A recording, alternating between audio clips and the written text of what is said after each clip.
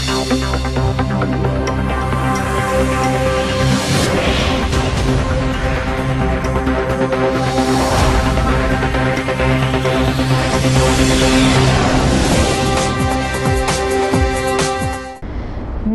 દર્શક મિત્રો, અબ તક સમાચારોમાં આપ સૌનું સ્વાગત છે। વિગતવાર સમાચાર જોતા પહેલા જોઈએ આજના મુખ્ય સમાચાર।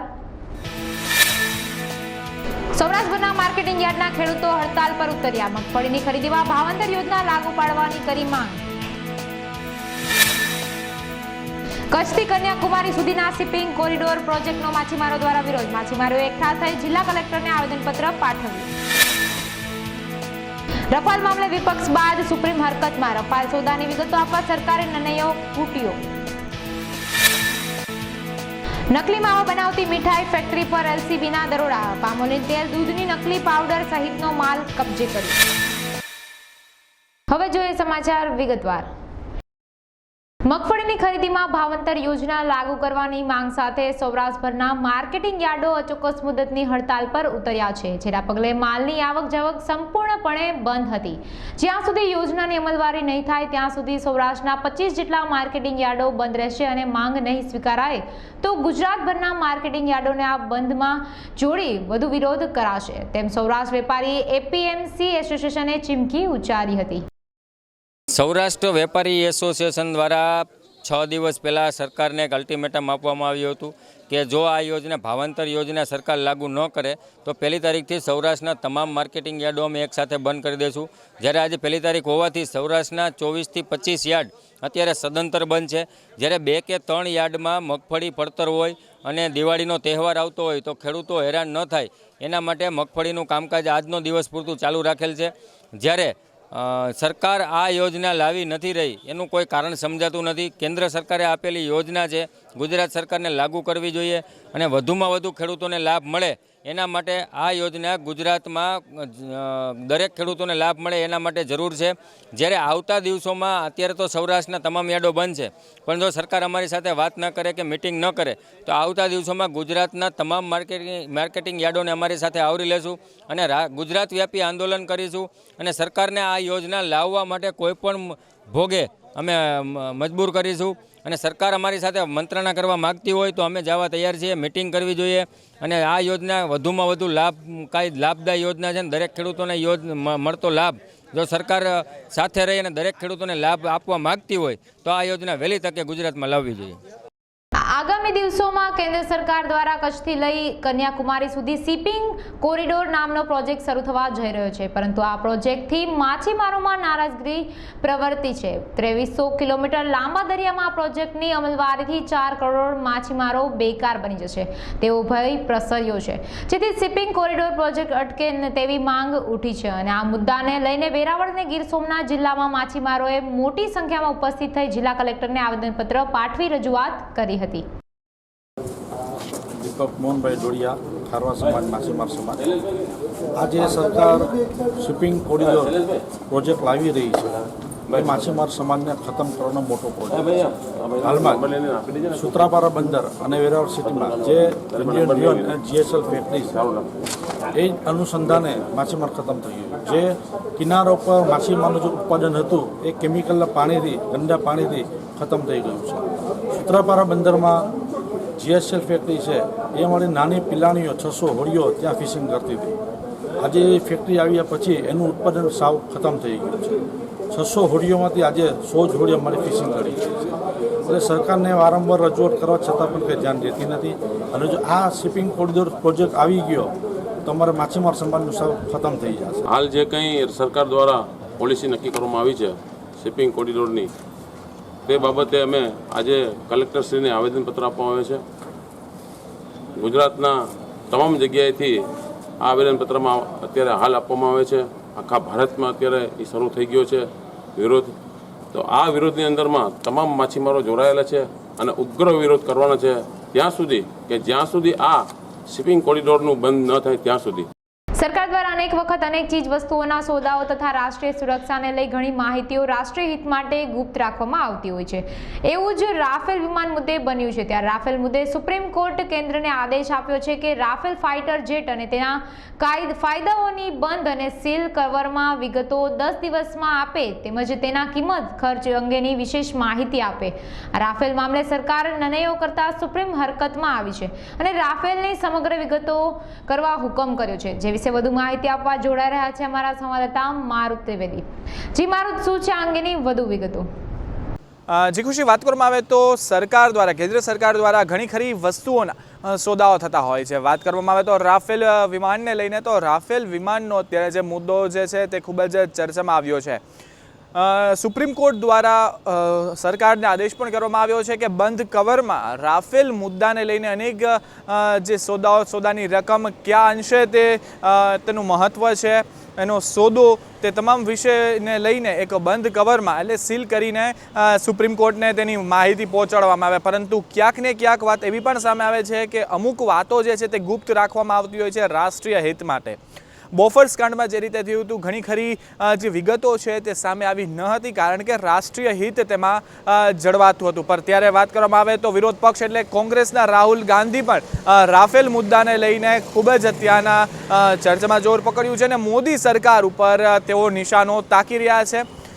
જેને લઈને સુપ્રીમ કોર્ટે પણ સ્પષ્ટપણે જણાવ્યું છે કે સરકાર દ્વારા બંધ કવરમાં રાફેલ ફાઇટર જેટને લઈને તમામ જે વિગતો છે તે આપવામાં આવે. જી, દિવાળીનો તહેવાર નજીક આવતા તંત્ર પણ સજ્જ થઈ ગયું છે. જામનગર નજીકના હાપાના ઉદ્યોગનગરમાં આવેલા તેમજ શ્રીડેરી અને દ્વારકાધીશ સ્વીટ નામના માવાની બનાવતા કારખાનામાં એલસીબીએ દરોડા પાડ્યા છે, જેમાંથી પામોલીન તેલ અને દૂધ પાવડર સહિતનો જથ્થો કબજે કરી નકલી માવો બનાવનારા પર તવાઈ ઉતારી હતી.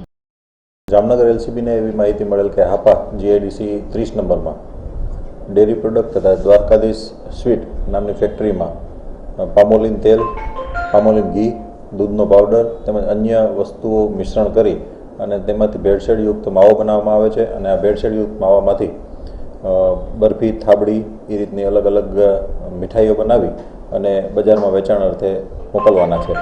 જે માહિતી આધારે સદરવ જગ્યાએ રેડ કરતા ત્યાંથી શંકાસ્પદ મુદ્દામાલ મળી આવે છે. જે મુદ્દામાલ માટે ફૂડ એન્ડ ડ્રગ વિભાગને લેખિતમાં જાણ કરી અને આગળની કાર્યવાહી કરવા માટે તજવીજ કરવામાં આવે છે. મુદ્દામાલ આખે થાબડી 3 ટન, દૂધના પાવડરની 25 કિલોની બોરી 4 ટન તેમજ માવો આશરે 4 ટન જેટલો અને પામોલીન તેલના 46 ડબ્બા અને એક ટાંકી કે જેમાં દૂધનું કુલિંગ કરવા માટે વપરાતી હોય છે, ટાંકી પડતર હાલતમાં મળેલ છે. એમાં મુદ્દામાલ કબજે કરી અને ફૂડ એન્ડ ડ્રગને જાણ કરેલ છે. જથ્થામાં ફૂડ એન્ડ ડ્રગ હસ્તક જ કાર્યવાહી થશે. ફૂડ એન્ડ ડ્રગ વિભાગવાળા તેનો મુદ્દામાલનું પેલું સેમ્પલ લઈ અને એફએસએલમાં મોકલશે, ત્યાંથી આવેથી આગળની કાર્યવાહી હાથ ધરવામાં આવશે. માવામાંથી જ, પણ માવો બનાવવા માટે જે વસ્તુઓનું મિશ્રણ થવું જોઈએ તે મિશ્રણ કરતી વસ્તુ છે એ ભેળસેળયુક્ત હોવાનું ફલિત થયેલ હતું. એટલે એના નમૂના ફૂડ એન્ડ ડ્રગવાળાને લેવા માટે અમે લેખિતમાં રજૂઆત કરી છે અને તેઓએ નમૂના લઈને આગળની કાર્યવાહી કરે છે. ગુજરાત સરકાર દ્વારા આવકના કાયદાઓમાં જે ફેરફારો કરવામાં આવ્યા છે, ગત માર્ચમાં રાજ્ય સરકારે ગુજરાત જમીન મહેસૂલ બિન પેવિંગ કાયદાને પસાર કર્યો હતો, જેમાં જમીન ઉપયોગના હેતુને બદલ્યા વિના કૃષિ જમીન એટલે ખેતીની જમીન પર બાંધવામાં આવેલી 7 લાખ સંપત્તિઓને નિયમિત બનાવવા માટે ગુજરાત રેવન્યુ એક્ટ દાખલ કરવામાં આવ્યો હતો. આ જમીન પર સરકાર ટ્રેડિશનલ વિસ્તારમાં આવેલી ખાનગી જમીન સામેલ કરી શકતી નથી, જેને લઈ હાઈકોર્ટ ખાનગી જમીન પર ખડકાયેલ ગેરકાયદેસર બાંધકામો પર તવાઈ હાથ ધરી છે અને ખાનગી જમીન અને સંપત્તિ લઈ સરકાર પાસે સત્તા અને અધિકારી નથી તેમ હાઈકોર્ટે જણાવ્યું હતું. જે વિશે વધુ માહિતી આપવા જોડાઈ રહ્યા છે અમારા સંવાદદાતા ધીરેન મકવાણા. જી ધીરેન, શું છે આ અંગેની વધુ વિગતો? જી ખુશી, ચોક્કસથી જણાવી દો કે રાજકોટના બાબુભાઈ લુણાગરિયા નામના અરજદારે ગુજરાત હાઈકોર્ટમાં એવી રીટ કરી છે કે તેમની માલિકીની રાજકોટ શહેરમાં આવેલી ટીપી સ્કીમ નંબર 3ના ફાઇનલ પ્લોટ નંબર 35ની જમીન ઉપર અનેક લોકોએ લાંબા સમયથી ગેરકાયદેસર કબજો કરી ગેરકાયદેસર બાંધકામ કરી લીધા છે. આ દબાણકારોએ તેમની જમીન નિયમિત કરવા માટે તાજેતરમાં કલેક્ટર તંત્રમાં અરજી કરી છે. આ અંગે ગુજરાત સરકારે ગુજરાત જમીન મહેસૂલ બિલ પેવિંગ કાયદો તાજેતરમાં પસાર કર્યો છે. આ કાયદા મુજબ આ દબાણકારો દબાણકારોએ પોતાની જમીન નિયમિત કરવા માટે અને દબાણ નિયમિત કરવા માટે સરકાર સમક્ષ રજૂઆત કરી છે. આ કાયદા મુજબ માત્ર ને માત્ર દબાણકારે પોતાની જમીન ઉપર પોતાનો કબજો છે એટલું જ પુરવાર કરવાનું રહે છે. જે સામે બાબુભાઈના વકીલ અંશિત દેસાઈ હાઈકોર્ટમાં એવી દલીલ કરી છે કે ખાનગી માલિકીની જમીન ઉપર અંગે નિર્ણય કરવાની સરકારને સત્તા નથી અને સરકારના અધિકાર ક્ષેત્રમાં પણ નથી. અને આ સરકારે આ કાયદો બનાવીને જે ભારતનું બંધારણ છે એની મૂળભૂત અધિકારો તથા કલમ 300N જે મૂળભૂત જોગવાઈઓ કરવામાં આવી છે તેનો ભંગ કર્યો છે, જેથી આ કાયદો રદ કરવો જોઈએ. જે અંગે હાઈકોર્ટે કડક નિર્ણય અપનાવીને આ અંગે એડવોકેટ જનરલને ખુલાસો કરવા માટેની તાકીદ કરી છે. જી, સમગ્ર વિગત આપવા બદલ આભાર ધીરેન.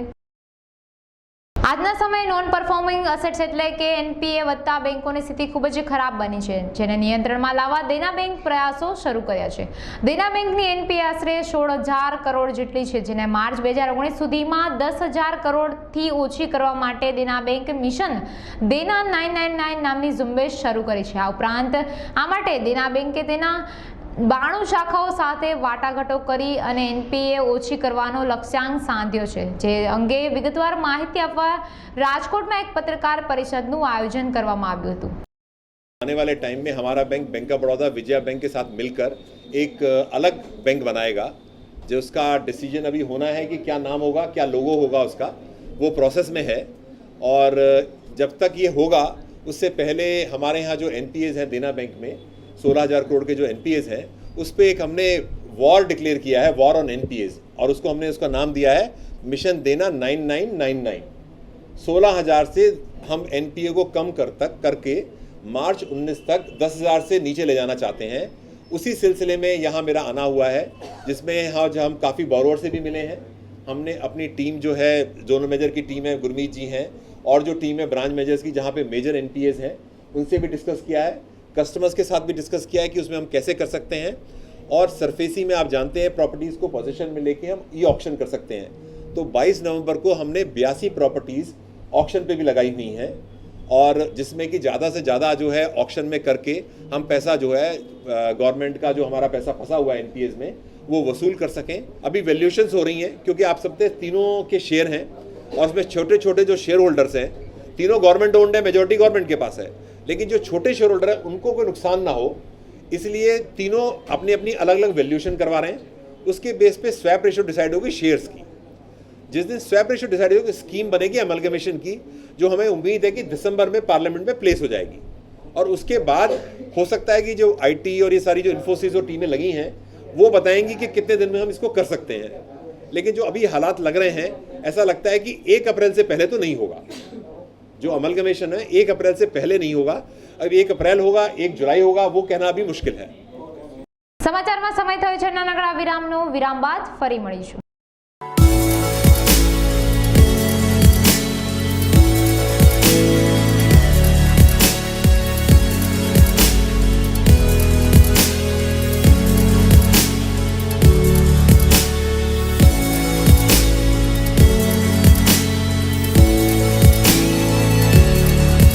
नमस्कार दर्शक मित्रों, मैं शेफ केके आ रहा हूं आपके घर डिलीशियस रेसिपीज लेकर.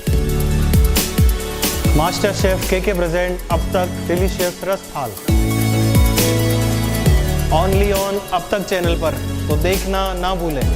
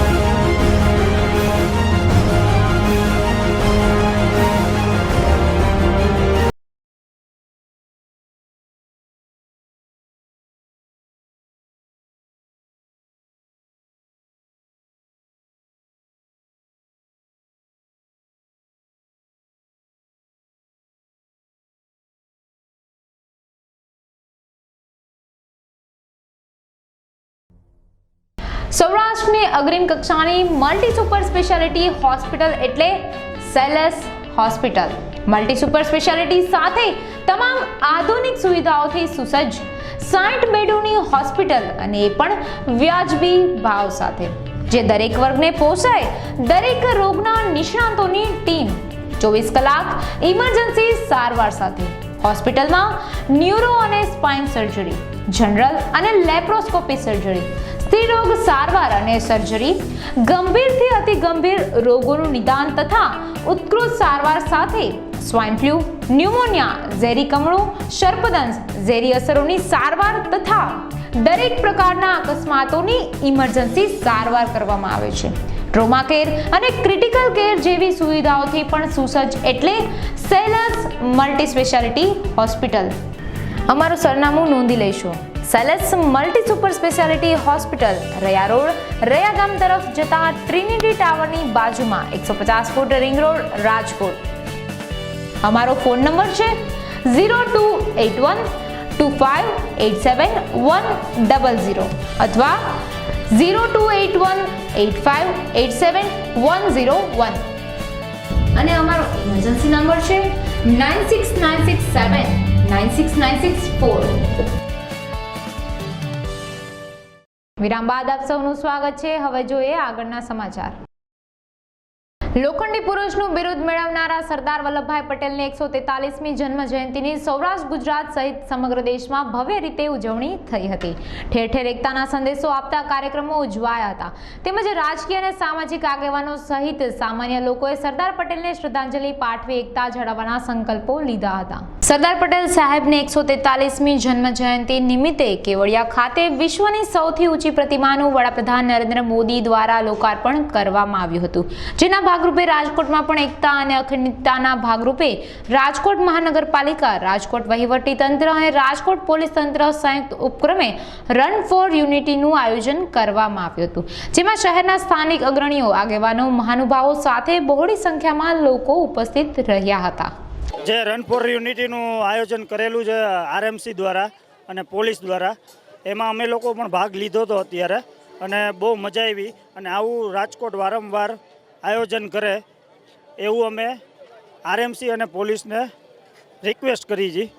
જે રન ફોર યુનિટી કાર્યક્રમ થયો અને રન ફોર યુનિટી કાર્યક્રમ દોડનો થયો, એમાં નાના મોટા, અબાલ, વૃદ્ધ, બાળકો, સ્ત્રી, પુરુષ તમામ લોકોએ ભાગ લીધો અને તમામ લોકોને દોડતા જોઈ અને જાણે આખું ભારત દોડતું હોય અને સરદાર વલ્લભભાઈ પટેલની જેવી જે ચેતનાની સ્ફૂર્તિ આજે દેખાણી, એ જોઈને ખૂબ આનંદ થયો. ઘણી હાઈસ્કૂલના વિદ્યાર્થીઓની રેલી બગસરામાં નીકળી હતી. આ તકે પટેલ સમાજ પ્રમુખ રમેશભાઈ સુવાગિયા, નગરપાલિકા ઉપપ્રમુખ નીતેશભાઈ ડોડિયા તેમજ મેઘાણી હાઈસ્કૂલના પ્રિન્સિપાલ શેખવા સહિતના ઉપસ્થિત રહ્યા હતા. સરદાર વલ્લભભાઈ પટેલની જન્મજયંતિ નિમિત્તે અમે સૌએ બગસરા મેઘાણી સ્કૂલમાંથી રેલીના સ્વરૂપે અહીંયા ખુલ્લા કર્યા. અહીંયા સરદાર સોશિયલ ગ્રુપ દ્વારા સરસ મજાનું આયોજન થયું હતું અને સમગ્ર ભારતમાં આજે અખંડ ભારતના 562 દેશી રાજવાડાઓ એક કરીને જેમણે સમગ્ર દેશને રાહ સીંધ્યો છે એવા સરદાર વલ્લભભાઈ પટેલની જન્મજયંતિ નિમિત્તે રેલીનું આયોજન થયું હતું. એમાં સમગ્ર ગામ લોકો અને બાળકોએ એમાં ભાગ લીધો હતો. દરેક કોઈ એમાં જોડાયા હતા. મેઘાણી સ્કૂલમાંથી પણ રેલી કાઢીને બાળકોએ એમાં અમારા પ્રિન્સિપાલ શેખવા સાહેબના સમગ્ર સ્ટાફ સાથે રેલી કાઢી. તેમજ શિવમ ચેરિટેબલ ટ્રસ્ટ સંચાલિત પીએમ શક્કર વિદ્યાલય ખાતે સરદાર પટેલની 143મી જન્મ જયંતિ પ્રસંગે કોલમિસ્ટ નતુભાઈ ભાતિયાની અધ્યક્ષતામાં સરદાર વલ્લભભાઈ પટેલની 143મી જન્મ જયંતિની શાનદાર ઉજવણી કરવામાં આવી હતી. શિક્ષકો દ્વારા આયોજિત વક્તૃત્વ સ્પર્ધામાં બાળકોએ સરદાર વલ્લભભાઈ પટેલના જીવન કવનનો વક્તવ્યનો પરિચય કરાવ્યો હતો. દાતા ઘનશ્યામભાઈ સક્કર પરિવારના અર્જુનભાઈ સક્કર દ્વારા વક્તૃત્વ સ્પર્ધકોને પ્રોત્સાહિત કરાયા હતા. જ્યારે ઉપલેટામાં ખોડલધામ સમિતિ તથા લેવા પટેલ યુવક મંડળ દ્વારા સરદાર પટેલની 143મી જન્મ જયંતિની ધામધૂમપૂર્વક ઉજવણી કરવામાં આવી હતી. સવારે લેવા પટેલ ભવન ખાતે લોખંડી પુરુષ સરદાર પટેલની નગરજનોની હાજરીમાં ભાવવંદના કરવામાં આવી હતી. આ તકે મહારક્તદાન કેમ્પ યોજાયો હતો, જેને ધારાસભ્ય લલિતભાઈ વસોયાના હસ્તે ખુલ્લો મૂકવામાં આવ્યો હતો. આ રક્તદાન કેમ્પમાં 400 જેટલી બોટલો રક્ત એકત્રિત કરવામાં આવી હતી. રાજકીય હસ્તક્ષેપ અને જ્ઞાતિવાદ વગેરે મુદ્દાને લઈ છેલ્લા થોડા સમયથી વેપારીઓની સંસ્થા રાજકોટ ચેમ્બર ઓફ કોમર્સ વિવાદમાં ફસાઈ હતી. આ સંસ્થામાં બે હોદ્દેદારો વેપારીઓ ન હોવા છતાં ખોટા પુરાવો રજૂ કરીને સભ્ય બની ગયાના તથા 5 કારોબારી સભ્ય લાંબા સમયથી બેઠકોમાં હાજર ન રહેતા હોવાના મુદ્દાને લઈ આ તમામને ગેરલાયક ઠરાવવા કેટલાક સદસ્યોએ માંગ કરી હતી. આ માંગને લઈને રચાયેલી તપાસ સમિતિએ આપેલા રિપોર્ટ અંગે ચર્ચા કરવા ચેમ્બર ઓફ કોમર્સની કારોબારીની બેઠક યોજાઈ હતી, જેમાં વિવાદને ટાળવા માટે વર્તમાન બોડીને ભંગ કરીને આગામી 3 માસમાં હોદ્દેદારોની નવેસરથી ચૂંટણી કરવાનો નિર્ણય કરવામાં આવ્યો હતો. ખરેખર આમ જોઈએ તો ચેમ્બરમાં જે રીતના બંધારણ વિરુદ્ધની જે કાર્યવાહી થતી હતી એના વિરુદ્ધ અમે અવાજ ઉઠાવવામાં આવ્યો અને બંધારણ મુજબ જ ચેમ્બર હાલવી જોઈએ એવી અમારી માંગણી હતી. અને જે 7 સભ્યો ગેરલાયક ઠરતા હતા એ અંગે જે સમિતિ બનાવવામાં આવી હતી, પણ સમિતિ નિર્ણય ન લઈ શકી અને છેવટે એને ચૂંટણી આપવી પડી. આમ તો ખરેખર આ એક બહુ ખોટી વસ્તુ કહેવાય કે ચેમ્બરને મધ્યસત્ર ચૂંટણી કરવી પડે. ખરેખર તો આ એક દુઃખની બાબત કહેવાય, મધ્યસત્ર ચૂંટણી છે, પણ અંદરોના જે સભ્યો હતા એના જે કંઈ નાના મોટા ડિસ્પ્યુટ હતા એ કારોબારી સભ્યો મામકાવાદ હલાવી અને નિર્ણય ન લઈ શક્યા, એને કારણે ચૂંટણી આવી છે. ખરેખર તો તટસ્થ પ્રમુખની જે જવાબદારી બને છે તટસ્થતા મુજબ એની સામે એક્શન લેવા જોઈએ. બંધારણમાં જે નિયમ છે એ મુજબ આપોઆપ જે સભ્યો રદ થતા હતા તો એને કરી દેવા જોઈએ અને બોર્ડને વ્યવસ્થિત હલાવવું જોઈએ, પણ એ નિર્ણય મામકાવાદને કારણે લઈ નથી શક્યા. એને કારણે ચૂંટણી આવી મધ્યસ્થ ચૂંટણી આવી પડી છે. એ ઘણી દુઃખની બાબત છે, પણ હવે નવેસરથી બોડી રચાય અને બીજા સારા સભ્યો આમાં આવે અને વેપારીઓના જે વર્ષો જૂના પ્રશ્નો પડતર છે. બગસરા તાલુકાના નવા વાઘણિયા ગામે સિંહે ગાયનું મારણ કરતા ગામ લોકોમાં ભય ફેલાયો હતો. ગામમાં અચાનક સિંહે દેખાતા સરપંચે વન વિભાગને જાણ કરી હતી, જેના પગલે વન વિભાગે ગામે પહોંચી સમગ્ર તપાસ ઘટનાની હાથ ધરી હતી. અમરેલી જિલ્લો બગસરા તાલુકાનું નવા વાઘણિયા ગામની પડખે જ બાઘાભાઈ કાસડિયાની જમીન આવેલી છે. તેમાં ગાયનું 4 સિંહે દેખાડો દીધો છે અને એક ગાયનું મારણ કરી અને ગામ નજીક આવ્યા એના હગળ ગામને નજીક જોવા જણાયેલા છે. તેથી ગામ લોકોને ભયનો ફફડાટ થયો છે. સરકાર દ્વારા ગુજરાતના અનેક જિલ્લાઓને અછતગ્રસ્ત જાહેર કરવામાં આવ્યા છે, પરંતુ અમુક જિલ્લાઓ અછતગ્રસ્ત જાહેર ન કરાતા ખેડૂતોમાં નારાજગી ફેલાઈ છે. ત્યારે અમરેલીમાં વિપક્ષ નેતા, ધારાસભ્ય સહિતનાઓએ કલેક્ટરને રેલી સ્વરૂપે આવેદનપત્ર પાઠવ્યું હતું અને અમરેલી જિલ્લાને અછતગ્રસ્ત કરવાની માંગ કરી હતી. જ્યારે બીજી તરફ પડધરીમાં ભારતીય કિસાન સંઘ દ્વારા મામલતદારને આવેદનપત્ર પાઠવવામાં આવ્યું હતું, જેમાં ખેડૂતોએ પાક વીમો, ઘાસચારો અને ખેત પેદાશોની ટેકાને ભાવે ખરીદી કરવાની રજૂઆત કરી હતી. માંગણી છે સરકારશ્રીને કે જે અમે દાખલા લેવા આવી છીએ એ અમારે પંચાયત ઓફિસે મળવા જોઈએ, જે એક તો નોંધણીના દાખલા છે. અને અહીંયા અમે સવારના ઊભા રહી બપોર સુધી લાઈન રહી છે, તે મારો આવે છે, તો અમારે ક્યારે અહીંયા લાઈનમાં આવવું અને ક્યારે ખેતીકામ કરવું. બાકી બીજો 7-8 તો અમને હે ને પંચાયત ઓફિસે મળવા જોઈએ એવી અમારી સરકારને માંગણી. અમરેલી જિલ્લામાં અનિલભાઈ દાનાણી વિરોધ પક્ષના નેતા કોંગ્રેસ પાર્ટી 5 ધારાસભ્યોની આગેવાની નીચે આજે ઉપવાસના ધરણા કરે છે. ખેડૂતોના તમામ પ્રશ્નો છે, ખેડૂતોને તાત્કાલિક ખેડૂતો જે મુશ્કેલીમાં છે એનું દેણું માફ કરવું જોઈએ, ખેડૂતોને દુષ્કાળ જાહેર કરી અને ખેડૂતોને 100% વીમો મળવો જોઈએ, ખેડૂતોને સેટેલાઇટ ઉપર જે માપણી કરેલી છે તે સદંતર રદ કરી અને મૂળ સ્થિતિએ મૂકવું જોઈએ. આજે ઘણા જે અત્યાર સુધીમાં જે ખેડૂતલક્ષી ઘણા કાર્યક્રમો છે એ આજે ખેડૂતલક્ષી કોઈ સરકાર ઉપર ધ્યાન નથી આપતી, ત્યારે આ સરકારના કાન મોડવા માટે આજે અમે ઉપવાસ ઉપર બેઠા છીએ. ખેડૂતોને ન્યાય મળે એના માટે બેઠા છીએ. 31મી ઓક્ટોબરની રાષ્ટ્રીય એકતા દિવસ તરીકે ઠેર ઠેર ઉજવણી થઈ છે, પરંતુ મહીસાગર જિલ્લાના સંતરામપુરમાં આ દિવસને આદિવાસીઓ દ્વારા કાળા દિવસ તરીકે મનાવવામાં આવ્યો હતો, જેમાં સ્ટેચ્યુ ઓફ યુનિટીના કાર્યક્રમને લઈને ઉગ્ર વિરોધ કરી સરકાર પર આકરા પ્રહારો કર્યા હતા. આદિવાસીઓએ આક્ષેપો કર્યા છે કે સરકારે સ્ટેચ્યુ ઓફ યુનિટીના નામે તેમની જમીનો પચાવી પાડી ઉદ્યોગપતિઓને ફાયદો પહોંચાડ્યો છે. યુનિટીના વિસ્થાપિતોના પ્રશ્નો માટે 73AA આદિવાસીના જમીનના રક્ષણના નિયમના ફેરફાર માટે, ઇન્ડસ્ટ્રીયલ કોરિડોર અને એક્સપ્રેસવેના વિરોધ માટે તથા બોગસ આદિવાસી ઇસ્યુ પર બંધનું એલાન આપેલ હતું. આજે અમે સંતરામપુર બંધ કરવાની કોશિશ કરી, કેટલાક સફળ પણ થયા, છતાં પણ સરકારે પોતાની તાકાત વાપરીને અમને રોકવાની કોશિશ કરી અને અમને ડિટેન કર્યા. આજે છતાં પણ અમારા લોકોએ આજે બંધને સફળ બનાવવા માટે પૂરો પ્રયત્ન કર્યો છે.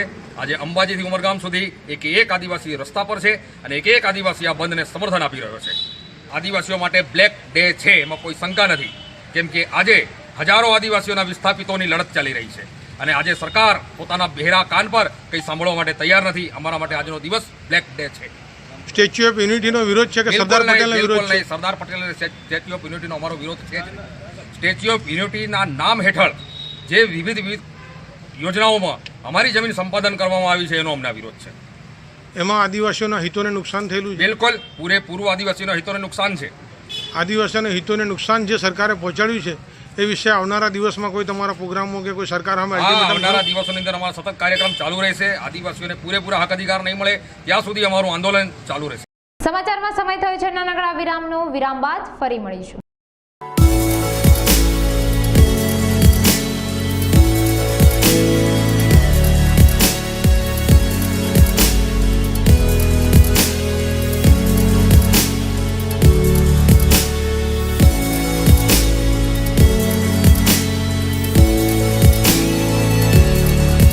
नमस्कार दर्शक मित्रों, मैं शेफ केके आ रहा हूं आपके घर डिलीशियस रेसिपीज लेकर।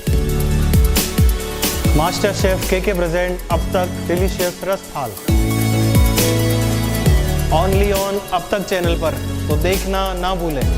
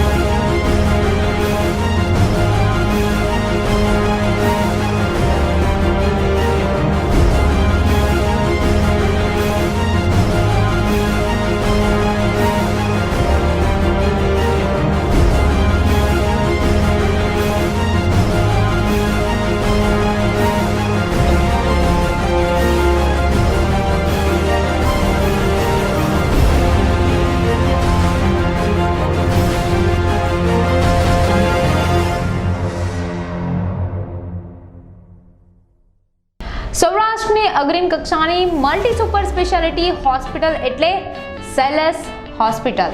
મલ્ટી સુપર સ્પેશિયાલિટી સાથે તમામ આધુનિક સુવિધાઓથી સુસજ્જ 60 બેડોની હોસ્પિટલ અને એ પણ વ્યાજબી ભાવ સાથે, જે દરેક વર્ગને પોસાય. દરેક રોગના નિષ્ણાતોની ટીમ 24 કલાક ઇમરજન્સી સારવાર સાથે.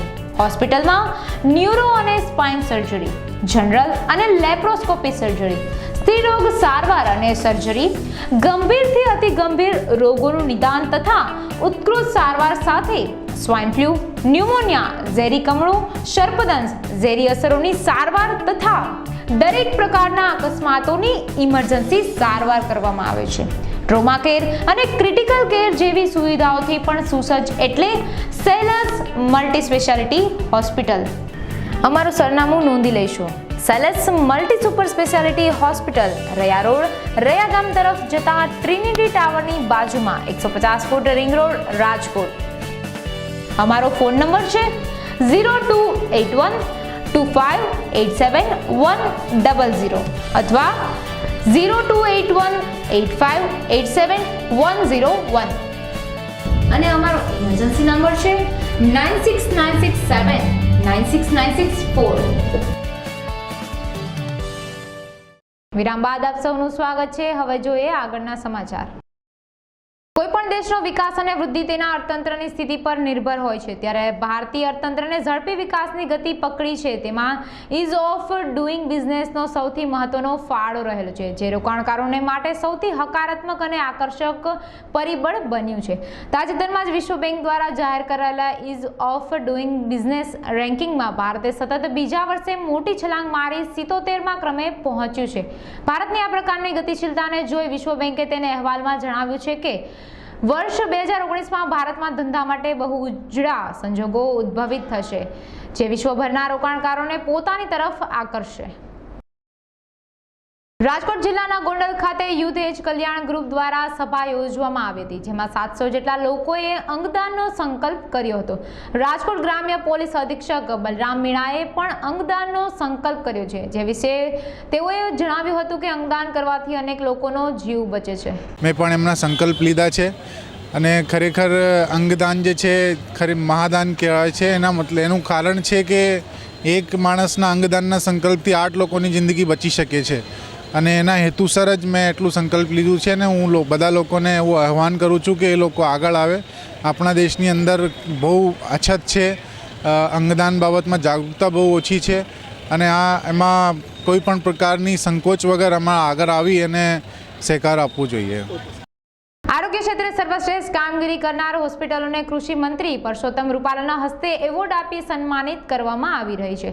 ત્યારે સૌરાષ્ટ્ર કચ્છમાં આરોગ્ય ક્ષેત્રે આગવી સેવાઓ આપવા બદલ રાજકોટની સેલસ હોસ્પિટલની પસંદગી થઈ હતી. આ હોસ્પિટલને 2 એવોર્ડ આપી સન્માનિત કરવામાં આવી છે, જે વિશે વધુ વિગત આપવા સેલસ હોસ્પિટલના ડોક્ટર ધવલ ગોધાણી સહિતનાઓએ અબતક મીડિયા હાઉસની શુભેચ્છા મુલાકાત લીધી હતી. જ્યારે પોલિટ્રોમા એટલે કે મલ્ટિપલ ઇન્જરી જ્યારે હોય, હેડ ઇન્જરી હોય, ફ્રેક્ચર હોય અને ઇન્ટરનલ ઇન્જરી હોય, તો એમાં ન્યુરોસર્જનથી માંડી ઓર્થોસર્જન, જનરલ સર્જન, વાસ્ક્યુલર સર્જન આ બધાની એક સાથે જરૂર પડે. એ વસ્તુ આપણે ત્યાં ફૂલ ટાઈમ અવેલેબલ છે. એટલે આપણે શું થાય કે પેશન્ટ જ્યારે આવું કંઈ આવે તો એક જ જગ્યાએ બધી પ્રકારની ફેસિલિટી એમને મળી જાય. એ વસ્તુ આપણે વધારે ઇમ્પોર્ટન્ટ છે પેશન્ટ માટે, કે જ્યારે ક્રિટિકલ પેશન્ટ હોય ત્યારે એ લોકોને અલગ અલગ જગ્યાએ ફરવું ના પડે, જે નોર્મલી આપણે કોર્પોરેટ હોસ્પિટલ્સમાં જોવા મળે છે. એ ફેસિલિટી આપણે અહીંયા અવેલ કરાવી છે. 365 ડેઝ 24/7 બધા ફૂલ ટાઈમ ડૉક્ટર્સ અવેલેબલ છે આપણી પાસે અને એ જ બધું મેનેજ કરે છે. ઇમરજન્સીમાં પેશન્ટ 3 to 4 મિનિટ્સમાં આપણે અટેન્ડ કરી લઈએ છીએ બાય ડૉક્ટર ઓન ડ્યુટી, કોઈને કોઈ હાજર હોય આપણે 24/7. અને હોસ્પિટલ એન્ડ હેલ્થકેર મેનેજમેન્ટમાં ખાસ તો હું as a medical director, as a honour and medical director work કરું છું. આપણી હોસ્પિટલમાં મેં મેડિકલ સ્ટડી પછી હોસ્પિટલ મેનેજમેન્ટમાં યુકેથી માસ્ટર્સ કર્યું લંડનથી, ને પછી UN મહેતામાં હતો ને પછી હવે રાજકોટ આપણે આ હોસ્પિટલ ચાલુ કરી. એટલે ત્યાં મેનેજ બાય ડૉક્ટર અને રન બાય ડૉક્ટર હોસ્પિટલનો કન્સેપ્ટ આપણો છે કે ભાઈ આજે મેડિકલ નોલેજ હોય અને મેનેજમેન્ટનું નોલેજ હોય તો મારી પ્રોસેસ જે છે એ ખાલી એટલી છે કે પેશન્ટ જ્યારે હોસ્પિટલમાં એન્ટર થાયથી માંડી અને એને ટ્રીટમેન્ટ મળી, સાજું થઈ અને એક્ઝિટ થાય ત્યાં સુધીની આખી પ્રોસેસ એટલી સ્મૂથલી હાલવી જોઈએ કે પેશન્ટને એમની જોડે આવેલાને પીસ ઓફ માઇન્ડ મળે. કારણ કે સુરેન્દ્રનગર જિલ્લામાં લીંબડી કેળવણી મંડળ દ્વારા ₹60 લાખથી વધુના ખર્ચે એક બાળ મંદિર નિર્માણ પામનાર છે, જેના પ્રારંભ માટે ભૂમિપૂજન કરી બાળ મંદિરના કામનું ખાતમુહૂર્ત કરાયું હતું. આ તકે મંડળ સંચાલિત તમામ શાળા કોલેજના પ્રિન્સિપાલો તેમજ શૈક્ષણિક અને બિન શૈક્ષણિક સ્ટાફ હાજર રહ્યા હતા અને આગામી સમયમાં લીંબડી ખાતે અંગ્રેજી માધ્યમની શાળા બનાવવાનું પણ આહવાન કર્યું હતું.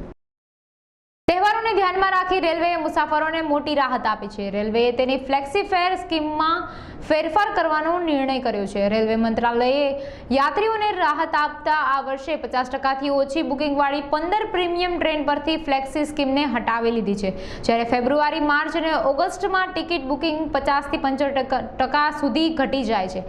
એવી 32 ગાડીઓમાં ફ્લેક્સી ફેર યોજના લાગુ કરી નથી.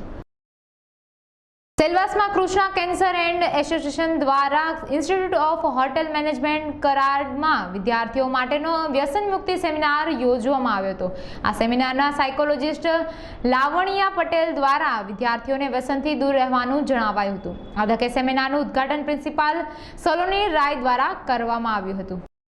हमारा मकसद है लोगों के अंदर अवेयरनेस आए, क्योंकि कैंसर एक ऐसा रोग है जो अगर अर्ली स्टेज पे पकड़ा जाए तो वो ठीक हो सकता है. यही मैसेज लेकर हम हर जगह अपना मैसेज छोड़ते हैं और आज हम इंस्टीट्यूट ऑफ होटल मैनेजमेंट में आए हैं, जहाँ के बच्चों को हम अपना मैसेज भी दे रहे हैं, साथ में वो व्यसन में ना फंसे। हम साथ साथ बच्चे व्यसन में ना फंसे ऐसे भी सेमिनार करते हैं। आज का हमारा 31 अक्टूबर है। पूरे महीने हमने ब्रेस्ट कैंसर अवेयरनेस के लिए काम किया है। आज हम समापन कर रहे हैं, जो कि यहाँ पर प्रिंसिपल सलोनी मैडम आए थे, उनके हाथों हमने उद्घाटन करके उनको मैसेज दिया है। उन्होंने भी समाज को मैसेज दिया, बच्चों को भी मैसेज दिया कि अलग अलग प्रांतों से आप लोग आए हुए हो, तो ये मैसेज आप अपने अपने प्रांतों में लेके जाओ। हमारा बहुत बड़ा मकसद होता है, ऐसा लगता है कि हम एक रूम में बैठ के ये सब काम कर रहे हैं, लेकिन मीडिया के द्वारा ये चीज़ जो है एक तो सिलवास में भी फैलती है, साथ में जो बच्चे आए हुए हैं अपने अपने प्रांतों में भी ये लेके जाएंगे। સેલવાસમાં ઉત્તરાખંડમાં નંદાદેવી સુધી ટ્રેકિંગ કરનાર 6 સદસ્ય દળોનું સેલવાસ ખાતે સ્વાગત કરવામાં આવ્યું હતું। આ સ્વાગત દરમિયાન ટ્રેકરોએ ટ્રેકિંગનો અનુભવ વર્ણવ્યો હતો। આ તકે ઇન્ડસ્ટ્રીઝ એસોસિએશનના અધ્યક્ષે ટ્રેકિંગ કેમ્પમાં જનાર યુવકોને સહયોગ રાશિ આપવાની વાત કરી હતી। हमारे जाने का उद्देश्य था, हमें लोगों ने बताया था कि इस दुनिया से हटके पहाड़ की भी दुनिया हो। तो हम पहाड़ को क्या समझते हैं, नैनीताल वो तालाब वो नहीं है, उससे ऊपर पहाड़ का कोई अंत नहीं है। आप यहाँ से चलेंगे तो आप काठमांडू निकलेंगे। वो पहाड़ियों का शिला हम 10,000 फुट चढ़ते थे तो 5,000 फुट करते थे, ऐसा कम से कम 12 पहाड़ का शिला हमने क्रॉस किया है। और वो दुनिया ख़त्म ही नहीं होता है। जैसे समुद्र की दुनिया है, वैसे ये पहाड़ की दुनिया है, समतल दुनिया से जब नीचे उतरे हैं तो वहाँ मुंशियारी कुमाऊं डिस्ट्रिक्ट के जो कमिश्नर है उन्होंने स्वागत किया, वहाँ की मीडिया ने स्वागत किया। जब हम हल्द्वानी डिस्ट्रिक्ट में आए तो हल्द्वानी में यहाँ से हमारी यात्रा शुरू हुई। 21 तारीख को हम मुंशियारी पहुँचे। 22 को सुबह 5 बजे से कड़क ठंड में हमने अपनी यात्रा की शुरुआत की और 28 तारीख को रात को 11:30 बजे हम वहाँ से लौट के आए।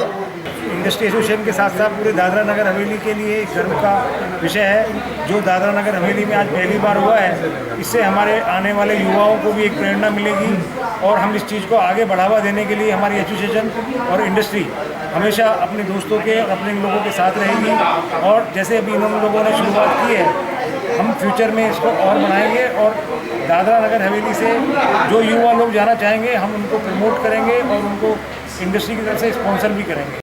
બોટાદ જિલ્લા રમતગમત અધિકારીની કચેરીને વિકલાંગ પરિવર્તન ટ્રસ્ટ બોટાદના સહયોગથી એમડી શાહ વિદ્યાલય પાળીયાદ રોડ ખાતે દિવ્યાંગ ભાઈ બહેનો માટે જિલ્લા કક્ષાનો સ્પેશિયલ ખેલ મહાકુંભ યોજાયો હતો। આ ખેલ મહાકુંભમાં લાંબી કૂદ, ઊંચી કૂદ, ચક્રફેંક, tricycle race, wheelchair hurdle race, ભાલા ફેંક, ગોળા ફેંક તથા 100 મીટર દોડ સહિતની કુલ 8 જેટલી વિવિધ રમતોનો સમાવેશ કરવામાં આવ્યો હતો। આ ખેલ મહાકુંભમાં 195થી વધુ દિવ્યાંગોએ ભાગ લીધો હતો। રમતગમત યુવા અને સાંસ્કૃતિક પ્રવૃત્તિ પર ગાંધીનગર પ્રેરિત અને જિલ્લા રમતગમત અધિકારીની કચેરી બોટાદ સંચાલિત અને વિકલાંગ પરિવર્તન ટ્રસ્ટના સહયોગથી આજ રોજ જિલ્લા કક્ષાની અસ્થિ વિષયક સ્પર્ધામાં 170 જેવા વિદ્યાર્થીઓ ભાગ લઈ રહ્યા છે, જેમાં 3 વય જૂથની અંદર કુલ 4 કેટેગરી છે, જેમની અંદર 170 જેવા વિદ્યાર્થીઓ સ્પર્ધામાં ભાગ લેશે। દિવ્યાંગોનો દર વર્ષે ખેલ મહાકુંભ થાય છે અને અમને રમતગમત અધિકારી શ્રી ગોયલ સાહેબનો સારો સ્પોર્ટ મળી રહ્યા છે, તેમજ સ્પોર્ટ શિક્ષક પછી આસ્થાના ચેરિટેબલ ટ્રસ્ટના પ્રકાશભાઈ ભીમાણી એ બધાનો સહયોગ સારી રીતે મળે છે અને દર વર્ષે વિકલાંગનું રમતગમતનું આયોજન કરીએ છીએ। આજે કેટલા ખેલાડીઓ એ બહુ સારી બાબત છે કે જેથી વિકલાંગો આગળ પડતા થાય કે એમનામાં જે કૌશલ્ય શક્તિ છે, સુસુપ્ત અવસ્થામાં જે શક્તિઓ છે એ બહાર નીકળવાનો અને એમને બહારની દુનિયા શું છે એ જોવાનો એમને ખાસ ખ્યાલ આવે। આ સ્પર્ધામાં ભાગ લેવાથી એમ થાય કે આપણે અંદરની શક્તિ બહાર નીકળે છે અને અહીંયા આપણને ખુલ્લું મેદાન મળે છે કે આપણે કંઈક કરી શકીએ છીએ અને અંદરની જે આમ બીક છે કે નહીં આ મારાથી નહીં થાય એ આ મેદાન ઉપર થઈ શકે છે। એક દિવ્યાંગ તરીકે હું એમ કહેવા માગું છું કે આ એક એવો કાર્યક્રમ છે કે જેમાં દિવ્યાંગ વ્યક્તિ પોતાની શક્તિથી આગળ વધી શકે અને એનામાં જે હાવ છે કે આ મારાથી નહીં થાય એ રમતમાં એ આગળ કંઈક સારો પ્રભાવ આપી શકે।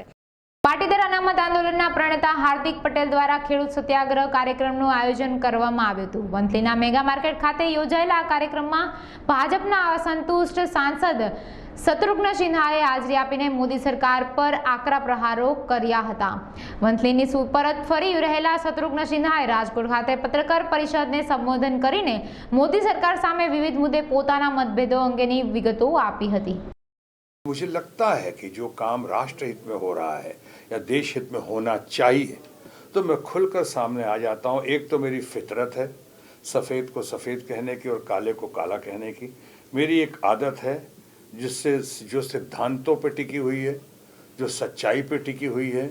मैं सच्चाई और सिद्धांतों का साथ देता हुआ मुझे लगता है कि जो लोग आवाम के लिए, जो लोग इसमें विश्वास करते हैं कि लोकतंत्र for the people, by the people, of the people है, और वो विश्वास करते हुए जो सामने आते हैं, मैं और उसमें खासकर हमारा मुखिया बनकर, युवा शक्ति का प्रतीक हार्दिक पटेल उसका मुखिया बनकर सामने आया है, तो मैं समझता हूँ बहुत ही दमदार है हार्दिक पटेल, बहुत ही शानदार है, बहुत ही जानदार है, और इसीलिए हम इसका भरपूर समर्थन दे रहे हैं। हमें नहीं पता कौन लोग क्या कह रहे हैं और किस मतलब से कह रहे हैं, उसके पीछे उनका मतलब क्या, आशय क्या है। वोट बैंक की पॉलिटिक्स है या घबराहट है या बौखलाहट है या हार्दिक पटेल के नाम के तथाकथित हौवा के सामने एकदम बहुआ बन गए हैं, उनको लग रहा है किसी तरह इसको बदनाम करो या किसी तरह, ऐसा बहुत सारे कारण हो सकते हैं, तो उस पर नहीं जाने की ज़रूरत है। जो काम सही काम कर रहा है, जो और अपोजिशन का भी एक बात देखिए, मैं आपके सामने प्रिंट मीडिया के सामने कहना चाहूँगा, विपक्ष का भी कोई आदमी हो और अगर अच्छा काम कर रहा है तो उसकी हौसला अफजाई होनी चाहिए, उसकी तारीफ होनी चाहिए। ये स्पोर्ट्समैन स्पिरिट का भी तकाजा है और ये आपके पॉलिटिकल स्पिरिट का भी तकाजा है। और दूसरी बात, अगर अपोजिशन में भी हो आदमी, जो कि मैं नहीं मानता हूँ हार्दिक अपोजिशन में है, लेकिन जो अगर अपोजिशन में भी हो तो ये मानकर चलिए कि अपोजिशन का आदमी आपका दुश्मन नहीं होता है, विरोधी वो भी आपके ही परिवार का है, इसी घर का है, इसी समाज का है, किसी का चाचा है, किसी का बेटा है, किसी का मामा है, किसी का भाई है। तो आप विरोधियों की बात को दुश्मन की बात ना समझें, और मैं यही समझ कर सामने आता हूँ। मेरी पार्टी के आपको लगता है मैं कुछ बातें कर रहा हूँ जो खिलाफत दिख रही हैं, वो खिलाफत नहीं है। सही मायने में मैं समाज के प्रति आगे बढ़ता हुआ, लोगों को बढ़ाता हुआ, लोगों की हौसला अफजाई करता हुआ, लोगों को सामने लेकर आता हूँ और कोशिश करता हूँ कि अपनी पार्टी को भी अनुभव के आधार पे, इतने संघर्ष के आधार पे, सीनियरिटी के आधार पे आईना दिखाऊं। मेरा आईना दिखाना मकसद होता है कि ये आईना है, देखो, अगर इसमें सुधार कर लोगे तो बहुत अच्छा होगा, वरना इसके नतीजे बहुत भुगतने भी पड़ सकते हैं।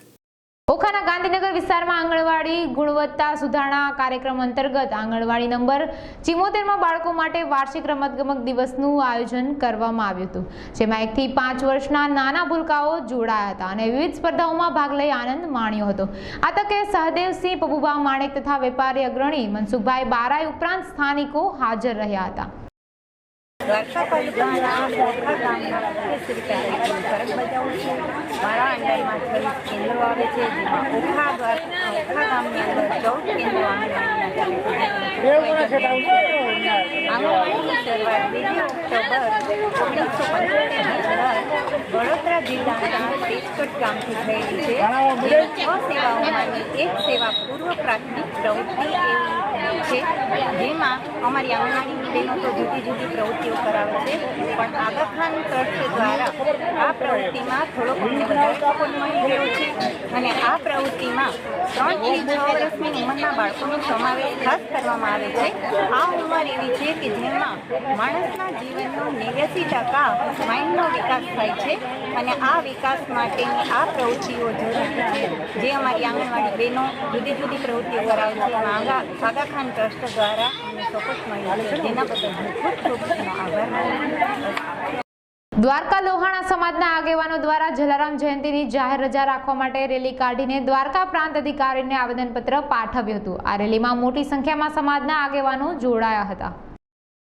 જય જલારામ સર્વે ને જય જલારામ। સાથોસાથ સંત શિરોમણી શ્રી જલારામ બાપાની તારીખ 14/11/2018ના રોજ જન્મજયંતિ આવે છે અને આ જન્મજયંતિ ઉત્સવ ઉજવવા માટે સમગ્ર વિશ્વ જ્યારે રાહ જોઈ રહી હોય તેવા સંજોગોની અંદર અમારી એક માગણી છે કે અનેક સંતો મહંતોના જે જન્મજયંતિ કે નિર્માણ દિનની રજાઓ, જાહેર રજાઓ હોય છે, તો સમૂહ દ્વારકાના સમસ્ત રઘુવંશી સમાજ દ્વારા આગામી જલારામ જયંતિના ગુજરાત સરકાર દ્વારા જાહેર કરવામાં આવે તેવી માગણી સાથે આવેદનપત્ર આજરોજ પ્રાંત અધિકારીશ્રીને અમોએ રજૂ કરેલ છે અને પ્રાંત અધિકારી સાહેબ તરફથી અમોને આટલો વિશ્વાસ આપવામાં આવેલ છે કે અમારી જે આવેદનપત્રની અરજ છે એ ગુજરાત સરકાર સુધી પહોંચાડી અને અમારી લાગણી માગણીને માન આપેલ છે.